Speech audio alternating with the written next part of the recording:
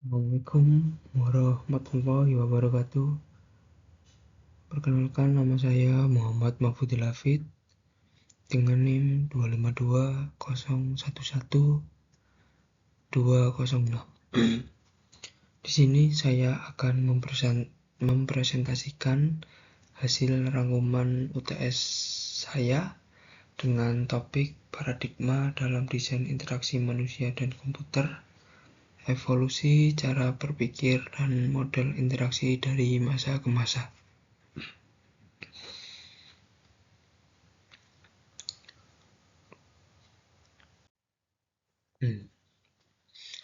Apa itu paradigma? Secara istilah bahasa, paradigma adalah konsep model secara umum dan cara berpikir yang mendasari suatu disiplin ilmu. Dalam konteks IMK, paradigma menentukan bagaimana kita melihat hubungan antara manusia dan mesin, serta cara kita merancang interaksi tersebut. Paradigma IMK terus berkembang secara dinamis sejak awal tahun 1930-an untuk menyesuaikan dengan kemajuan teknologi dan kebutuhan pengguna.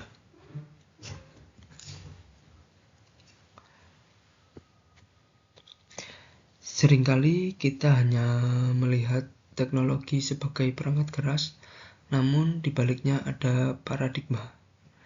Ini adalah lensa atau cara pandang kita terhadap dunia.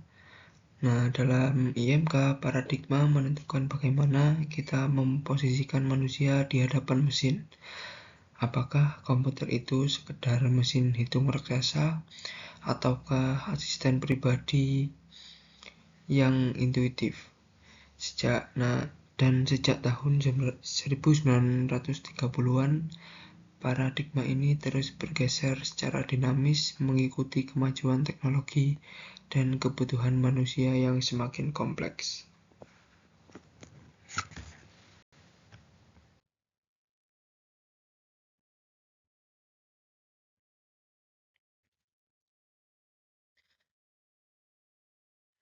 Sebelum kita masuk ke sejarah detail, mari kita bagi sejarah komputer menjadi 3 jenis generasi utama berdasarkan model interaksinya. Untuk yang pertama adalah era time-shared, di mana satu komputer digunakan oleh banyak pengguna secara bersamaan. Lalu yang kedua ada personal computing atau PC, yaitu satu komputer berukuran lebih kecil digunakan oleh satu pengguna tunggal. Lalu lanjut yang ketiga ada ubiquitous computing, yaitu satu pengguna berinteraksi dengan banyak perangkat tertanam.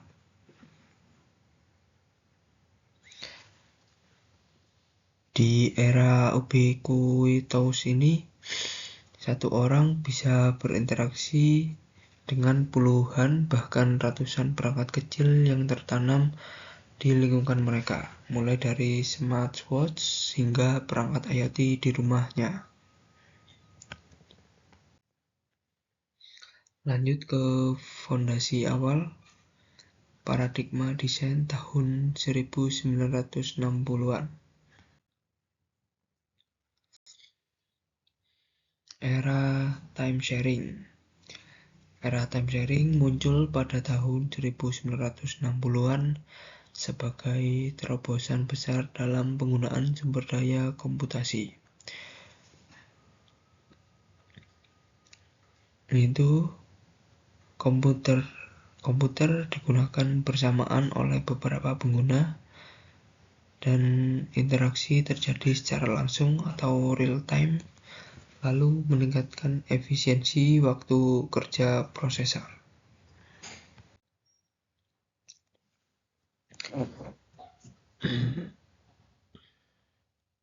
Mari kita mundur ke tahun 1940-an, era pra-time sharing. Pada zaman ini, pengguna tidak bisa menyentuh komputer secara langsung, dan interaksi dilakukan melalui operator sebagai perantara.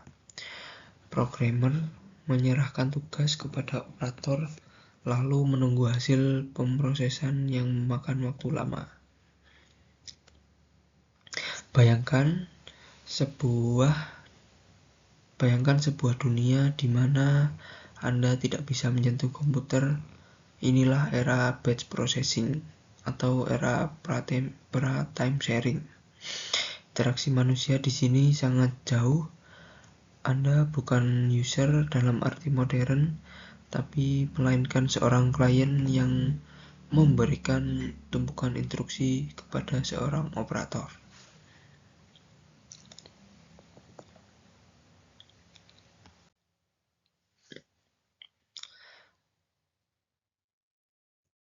Lanjut ke mekanisme punch card.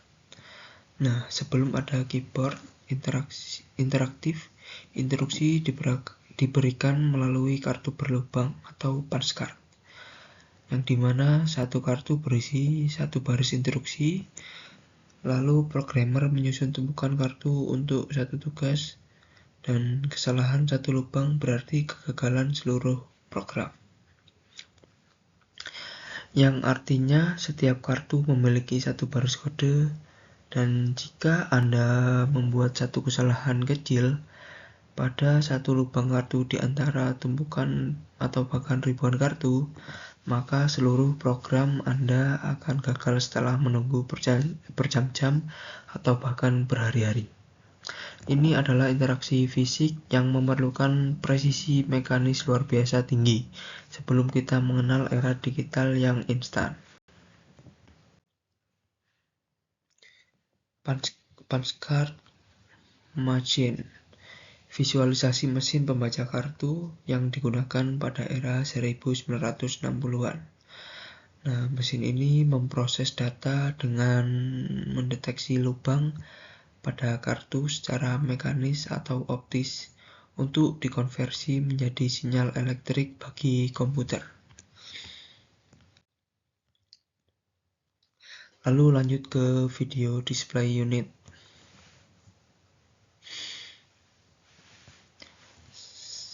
Sketchpad diciptakan oleh Ivan Sutherland, MIT, menjadi fondasi dari Human Computer Interaction atau disebut HCI.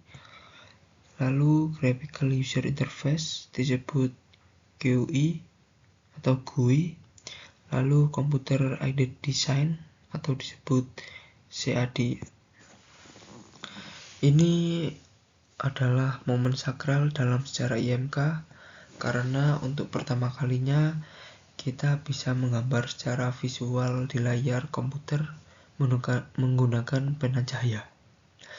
Nah, inilah fondasi dari Graphical User Interface atau GUI dan Computer Aided Design atau CAD yang kita gunakan untuk merancang gedung dan mobil pada hari ini.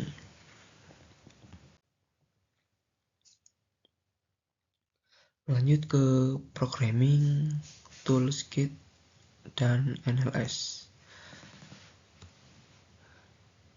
Douglas Engelbart memelopori penggunaan mouse melalui sistem NLS. Idenya adalah menciptakan alat bantu pemrograman yang memungkinkan manusia memecahkan masalah kompleks secara intuitif.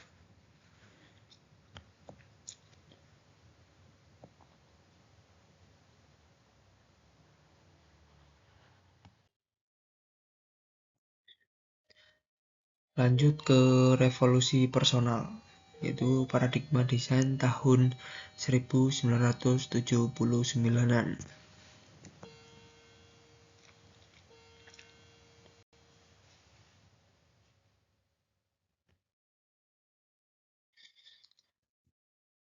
Personal computing era. Yang pertama, logo. Logo adalah bahasa pemrograman grafis untuk anak-anak yang membuktikan bahwa komputer bisa digunakan oleh siapa saja. Lalu lanjut ke Smalltalk, yaitu mesin komputer kecil yang praktis untuk penggunaan individu, dan Smalltalk ini cikal bakal laptop dan PC modern. Nah, di era inilah membuktikan bahwa komputer bisa praktis digunakan individu, dan di era ini juga lahir paradigma WIMP atau Window, Icon, Menu, dan Pointer.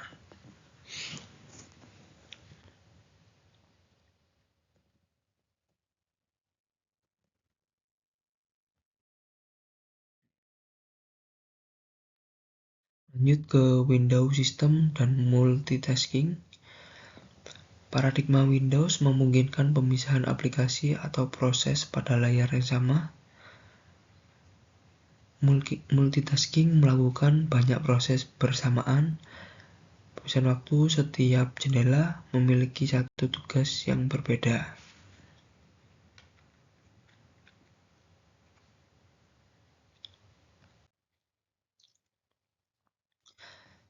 Nah, lanjut ke WIMP dan Xerox Star. Xerox memperkenalkan paradigma WIMP yang kita gunakan hingga hari ini, yaitu window, icon, menu, dan pointer.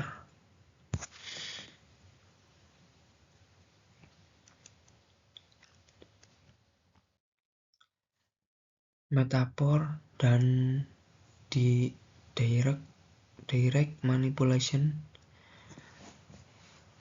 Metaphor menggunakan perumpamaan dunia nyata seperti ikon tempat sampah atau folder untuk memudahkan pengguna belajar. Dan manipulasi langsung, kemampuan memanipulasi objek digital secara langsung menggunakan pointing device, yaitu mouse dan touchscreen. Nah, mengapa WIMP begitu sukses? Karena ia menggunakan metafora. Jadi kita tidak lagi mengetik perintah rumit, tapi kita melihat ikon seperti tempat sampah untuk menghapus file atau bahkan folder untuk menyimpan dokumen. Nah, ini disebut manipulasi langsung, yang artinya kita memindahkan objek digital seolah-olah mereka adalah objek fisik di meja kerja kita.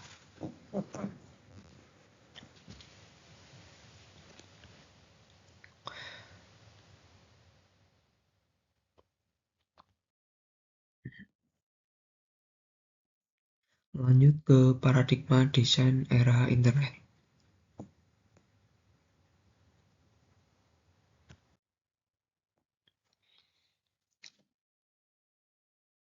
Era hypertext dan World Wide Web atau disebut WWW. The Memex dan hypertext Vannevar-Bush pencetuskan konsep penyimpanan data teratur yang kemudian disebut hypertext oleh Todd Nelson. Dan WWW atau World Wide Web dimulai tahun 90-an di CERN untuk mendistribusikan data fisika secara global melalui internet.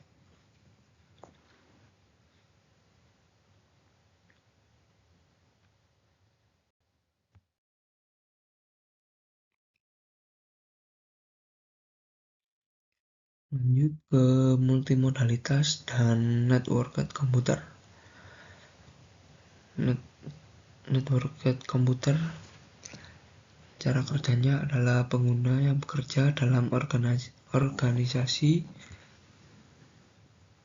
perlu saling bekerja sama sehingga personal komputer atau PC yang mereka gunakan juga harus saling terhubung untuk mengerjakan suatu pekerjaan yang sama.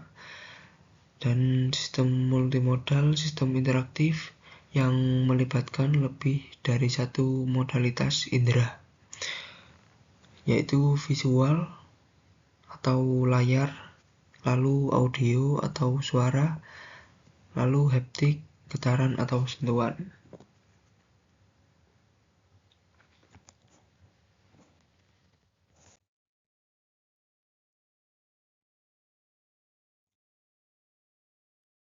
Lalu lanjut ke Ubiquitous dan Agent Based.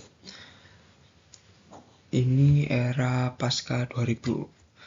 Software agent bertugas mewakili pengguna dalam tugas repetitif dan mempelajari perilaku digital.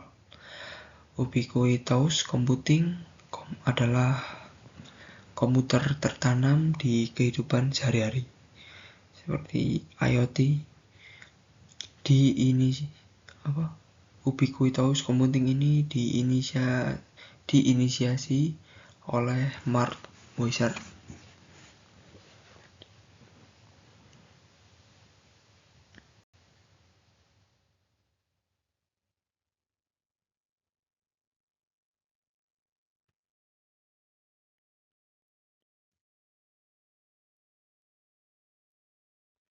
Lalu lanjut ke sensor dan context aware.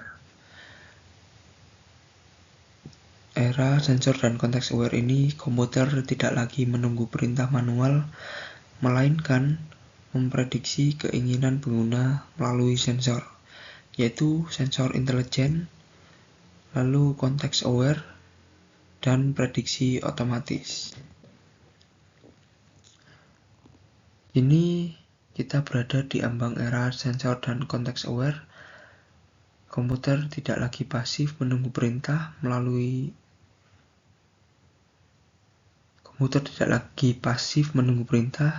tapi komputer dapat memprediksi keinginan pengguna melalui sensor. Sensor cerdas, perangkat kita tahu di mana kita berada dan apa yang kita butuhkan.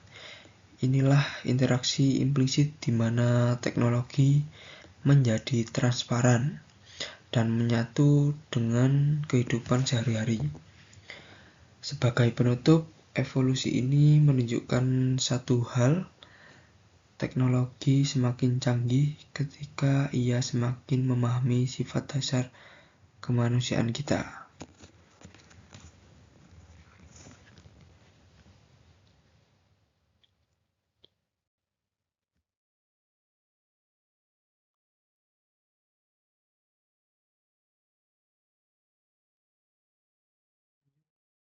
Referensi.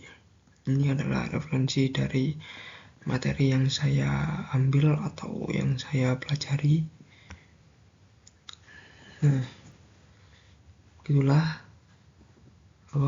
Begitulah presentasi dari saya. Mohon maaf bila ada salah kata atau perbuatan saya yang tidak mengenakan. Saya akhiri. Wassalamualaikum warahmatullahi wabarakatuh.